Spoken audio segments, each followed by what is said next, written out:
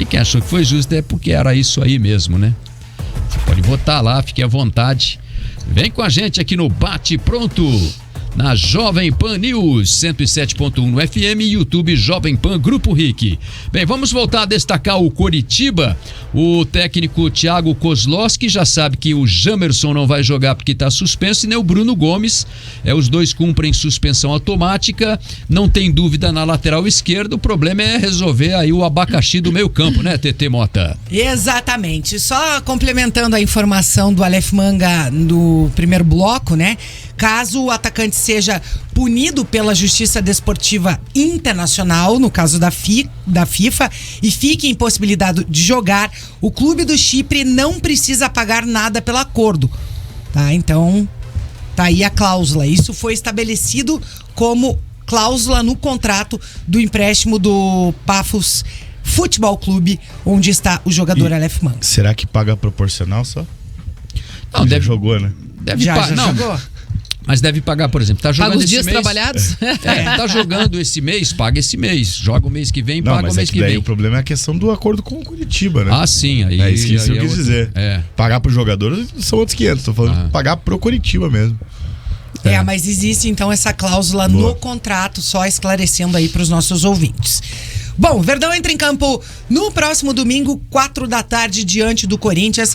Partida que, olha, ao que tudo indica, vai ser uma pedreira. Corinthians do Vanderlei Luxemburgo está invicto a 10 jogos e pode superar a melhor sequência que o clube teve com o Vitor Pereira. Exatamente, nessa 19ª rodada.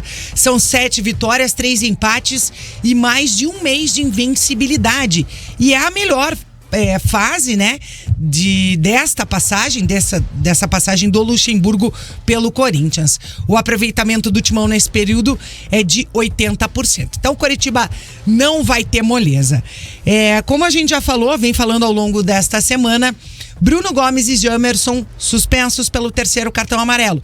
Na lateral, ao natural, provavelmente o técnico Thiago Kozlowski vai escalar o Vitor Luiz, outro lateral esquerdo de ofício. E aí na meia cancha é aquilo que a gente vem discutindo durante toda a semana.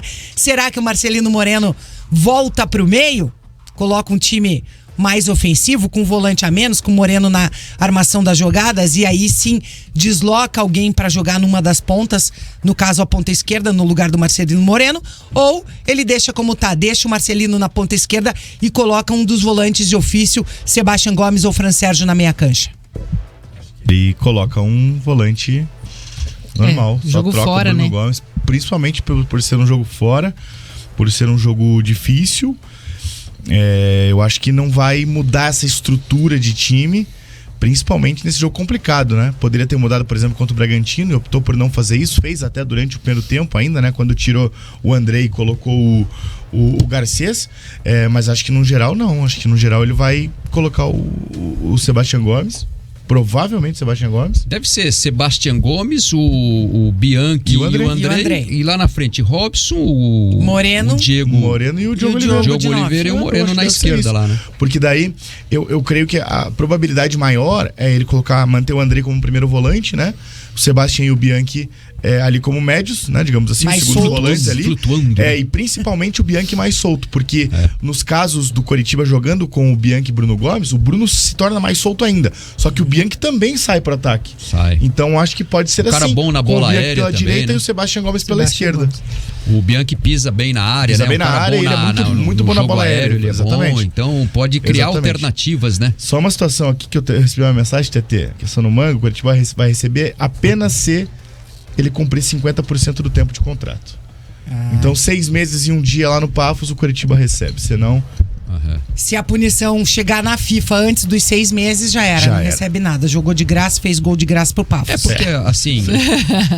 Só foi pra conhecer as praias. O Coritiba vai ganhar algum tempo, porque pode haver um recurso agora, então até o STJD passar isso à frente pra FIFA, precisa esgotar todas as instâncias aqui também, né? Claro. Então vai ter um tempinho vai aí, demorar, né? Vai demorar. Então, provavelmente o Coxa vai embolsar esse dinheiro aí. E aí eu te pergunto, Dalk, Fran Sérgio ou Sebastião Gomes? Teoricamente, o Fran Sérgio já tá mais tempo ao clube, já tá adaptado, entre aspas, melhor preparado fisicamente, ou você prefere o Sebastião Gomes, mesmo que esteja não 100%? Eu quero o Sebastião Gomes no time titular, eu prefiro por conta de que vai mudar a estrutura caso não seja ele. Porque o Fran Sérgio é muito mais primeiro volante. Então teria que mudar a estrutura. Você teria que mexer em duas peças, entre aspas, né? Você teria que colocar o Fran Sérgio como primeiro, mexer no Andrei, colocar o Andrei pra frente, para que ele ajude ali o Bianchi.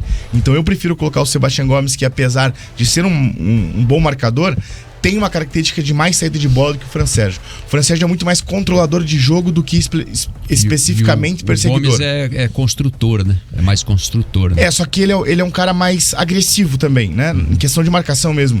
Eu vou fazer uma comparação aqui que não vai caber tanto, mas ano passado o Coritiba tinha, e até no começo do ano também, eu falei muito sobre isso aqui, o Coritiba tinha dois primeiros volantes de características extremamente diferentes. William Farias, que é um perseguidor nato, ele é o cara que vai, que morde, exatamente. E o Jesus Trindade, que era organizador. Só organizador, né? O Jesus Trindade, inclusive, incomodava alguns torcedores por essa falta de força na marcação. Mesmo sendo uruguaio, os caras falavam, o cara é uruguaio, não dá uma pegada, né? Só que, na hora de construir o jogo, ele construía bem demais. E o Fran Sérgio, ele é muito mais construtor de jogo do que perseguidor. O Sebastião Gomes, ele consegue unir os dois. Assim como o Andrei consegue unir os dois. Porque o Andrei é muito bom organizador. Sim. E o Andrei, jogando de primeiro volante, ele consegue perseguir. Ele tem um índice alto de roubada de bola, por exemplo. Então, eu gostaria de ver o Sebastião Gomes nesse caso. Ainda mais por encaixe de canhoto com destro ali. Bianchi vai auxiliar a lateral direita e até mesmo a ponta direita, enquanto o Sebastião Gomes pode auxiliar o Moreno e a ponta esquerda. E o Sebastião Gomes tem também essa característica de ser um cara construtor também, né? De não fazer só a marcação e auxiliar bastante nas assistências. Eu acho que o momento do Coritiba, como a gente viu que deu uma caída aí nos últimos jogos, é se organizar melhor ofensivamente. Porque o Coritiba, assim, pode até jogar bem, mas ele precisa dos resultados, né? Então, claro que vai jogar fora de casa, vai encarar um Corinthians que tá se recuperando e não pode correr riscos também, né? Precisa ter essa força na marcação, mas ele precisa buscar alternativas para voltar a pontuar, né? Porque senão vai voltar a viver de novo aquela cena de correr o risco de cair ainda mais na classificação, e o objetivo é tentar sair da zona de rebaixamento no segundo turno. Muito bem, 12h50, uma última pergunta aqui, rapidinho, você só fala aí, TT, o João Vitor Gomes, acho que perguntou aqui, se é amanhã que o Slimani vai dizer não pro Coritiba. Olha, essa novela tá mais demorada do que mexicana. Eu acho que não vem, né? Mas amanhã é o prazo final para ter a resposta sim ou não. Olha, eu conheço torcedor do Coritiba que diz que manda mensagem para ele todo dia, coloca lá no Google Tradutor e manda mensagem tentando cativá-lo para ver se ele... Cara, a torcida Coxa ele tá se convence. Bombando o Instagram dele. Coitado, pensa a caixinha de direct. Muito bem, 12h51 minutos. Este é o Bate Pronto aqui na Jovem Pan News. TT Mota volta daqui a pouquinho para falar mais do Coxa. Vamos voltar com Alexandre Senechal e o Atlético Paranaense. Ale! Vamos falar agora sobre a questão do Wesley Carvalho, Linhares. O Wesley, ele é o queridinho, digamos assim, né, o pupilo do Alexandre Matos. O Matos trabalhou com o Wesley no Palmeiras, na base do Palmeiras, né, e aí veio para o Atlético. Matos trouxe o Wesley para o Atlético, fez parte, integrou a comissão técnica no início do ano como auxiliar do Paulo Turra, e aí, após a saída do Felipão para o Atlético Mineiro, a demissão do Paulo Turra, que passou muito pelo Alexandre Matos, acabou ficando como interino no cargo, conseguiu bons resultados e bom desempenho no início, e aí acabou ficou até a Copa do Brasil. O Atlético acabou eliminado nas quartas de final para o Flamengo, ficou até a Libertadores, eliminação precoce após uma primeira colocação na fase de grupos da Libertadores, primeiro colocado no grupo G. Das 9 participações do Atlético na história da competição, apenas a segunda vez que o Furacão conseguiu terminar em primeiro lugar, venceu 4 partidas, empatou uma e perdeu só uma. Então o Atlético teve uma grande primeira fase, acabou eliminado precocemente diante do Bolívar, e agora a situação do Wesley muda um pouquinho. Há uma conversa, né, entre os membros da diretoria do Atlético, o pessoal que gere o clube, a gestão do Furacão, para saber se vão continuar com Wesley ou não, se já trazem um treinador agora nesse final de segundo turno, nesse final de primeiro turno e segundo turno do Campeonato Brasileiro, para assumir o Furacão, pensando no planejamento de 2024. O Alexandre Matos segue confiando no trabalho do Wesley, quer mantê-lo. Outras alas da diretoria do Atlético acham que a mudança tem que ser feita agora, já que o Furacão tem apenas o Campeonato Brasileiro. O que a gente sabe é que, por enquanto, ainda não foi tomada uma decisão, mas as conversas continuam e essa semana pode ser fundamental para a gente saber se o Wesley Carvalho fica ou não como treinador do Furacão. Pelo lado do elenco, os jogadores do Atlético apoiam demais o trabalho do Wesley, têm gostado do que tem visto, apesar das eliminações, acham que o Furacão está num caminho legal. E foi sobre isso que eu perguntei para o Pablo na coletiva de imprensa após a eliminação diante do Bolívar. E ele disse que a confiança é total no trabalho do Wesley, inclusive não gosta do termo técnico interino, acha que após o treinador ficar uma partida, ele já é o treinador do Atlético, e por ele e pelos atletas, o Wesley continua no comando do Furacão. Vamos ouvir o que pensa o Pablo sobre o assunto. E sobre o Wesley, até fico um pouco irritado quando fala essa questão de interino, porque isso aí é a maior balela que eu escutei no futebol. Se o cara assumiu o time por um jogo, ele é o treinador da equipe. Então ele é o nosso treinador, tem a confiança de todos os jogadores. O trabalho está sendo muito bem feito, a equipe tem uma mudança de postura muito clara. Joga de uma forma compacta, joga de uma forma muito segura, uma forma muito bonita ao meu entendimento de futebol. Jogar que é você ter a posse e você propor o jogo. Então ele tem a confiança total de todos os jogadores, de todo mundo que está dentro do clube, e isso é muito claro e ele sabe muito bem disso. Confiança total dos jogadores, confiança total dos funcionários do clube, foi isso que contou o Pablo na coletiva de imprensa. A gente sabe, né? Já vinha falando inclusive aqui no Bate Pronto. Os jogadores estavam muito aborrecidos com a forma como o Turra jogava, de se adaptar ao adversário, de ter que jogar defensivamente muitas partidas. O Wesley ele tem um estilo de jogo um pouco mais solto, de tentar pressionar mais o adversário. Claro, não fez isso na altitude lá na Bolívia. Também pecou um pouco no jogo contra o Flamengo na ida no Rio de Janeiro, quando o Atlético jogou com os titulares no final de semana.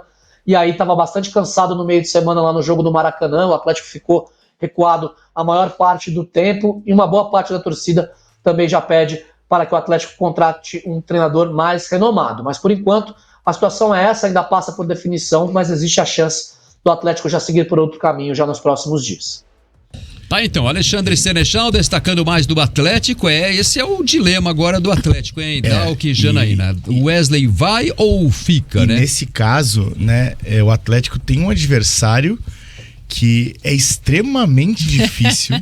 Um mês sem perder. 4 vitórias em sequência, o Cuiabá. Só que nesse sentido de que o Cuiabá, quando o torcedor pensa, o Atlético vai jogar contra o Cuiabá, o torcedor pensa o quê? Favorito, o Atlético vai chegar. Mas aquilo que eu tava falando aqui agora há pouco. Mas é igual o Bolívar. Sim, o torcedor. Fala, Bolívar! Foi eliminado, o torcedor desanimou e quer que o Wesley vaze. Então, exatamente, porque o Atlético era favorito. Só que o jogo contra o Cuiabá, geralmente, ele se torna um pouco mais difícil nesse sentido de que existe uma pressão muito grande agora em cima do Wesley, existe uma pressão da torcida por conta da eliminação na Copa do Brasil e agora na Libertadores, que era o grande sonho, né? Não só do elenco, não só dos funcionários, mas também do torcedor, para daí chegar nesse ponto de que o Atlético precisa de uma vitória convincente contra o Cuiabá, nesse momento. Exatamente. Eu acho que precisa jogar bem, eu acho que precisa voltar a ter o controle, porque, claro, eu acho que o Wesley tem a sua parcela de culpa nas decisões, o treinador faz parte também das derrotas, né? Mas o Atlético teve muitos erros individuais. Sim, né? Falando em Libertadores, falando em Copa do Brasil, enfim, claro que são as escolhas dele ali, mas, enfim, eu acho que tem que fazer o meia-culpa. E eu acho que internamente deve ter também essa divergência, né? De gente que quer a permanência dele, que defende, por isso que ele segue. E por mais que o Pablo até tenha falado que ele não é interino, ele é o treinador, enfim, para o clube ele é um interino, porque o Atlético pode mudar de ideia a qualquer momento. Se ele, né, buscar um outro treinador no mercado, se o Atlético perder, se tiver uma sequência, um jejum ruim, o Atlético certamente vai mudar a rota, né? Diga, Lê. E a tendência, Diana, o Wesley até falou na coletiva que ele é funcionário do clube. A tendência é que, caso o Atlético escolha um outro treinador, ele fique no cargo, se mantenha na comissão permanente do Atlético, volte a ser auxiliar, como foi também com o Paulo Turra. É um cara que tem um potencial gigante, é um bom treinador. Nas categorias de base conseguiu grandes feitos e com certeza tem um caminho brilhante na carreira. E mais uma coisa, vocês falaram do Cuiabá, né? Cuiabá, os últimos 6 jogos, 5 vitórias e um empate. Um time que marcou 12 gols e sofreu apenas 3. Inclusive vitórias, jogou 4 em casa e 2 fora. Os jogos fora de casa venceu o Fortaleza por 1-0 e o Internacional por 2-1. Não perde desde o dia 26 de junho, quando perdeu para o Vasco da Gama lá em São Januário.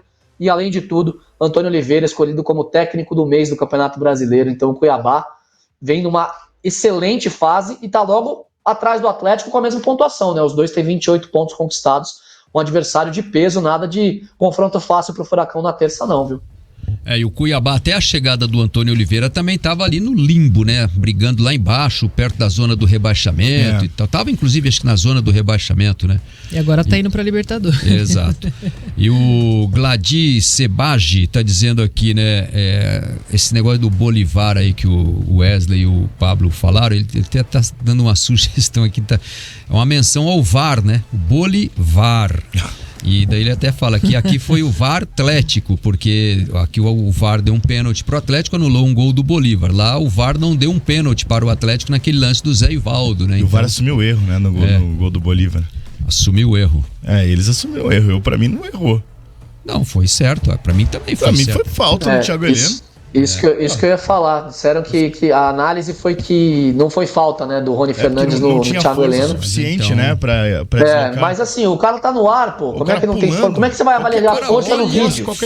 Arma o cotovelo assim, empurra as costas do Thiago Heleno. Se isso aí não é falta. Quando você tá pulando, pra mim se é no meio campo é falta. Se é dentro da área ali é falta. Qualquer lugar do campo já aqui não é falta. Já entrei umas 10 discussões com um amigo. Não foi falta, foi falta. Enfim, não classificou, já acabou. Claro que o gol mudaria a questão de não ter ido pros pênaltis, mas